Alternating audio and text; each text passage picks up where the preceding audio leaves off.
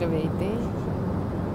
Ако пътувате или сте в някоя стая без чист въздух и въздухът е много сух, ето една идея, както се казва един бърз хак, как да помогнем на тялото да се чувства по-добре.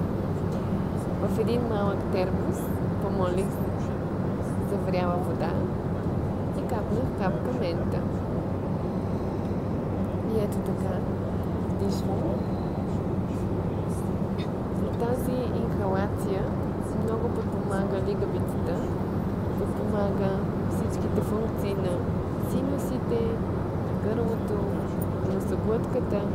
И така има вероятност да имаме по-малко неприятни ситуации, след като кацнем, независимо дали пътуваме за един час или за много по-дълго време. Пробвайте и може да сложите и други масла в течността. Може да има евкалипт, онгард, нета пауър. Всички тези масла също така могат и да се приемат след това и като чай.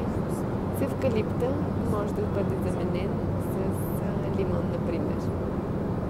Скоро, лек път!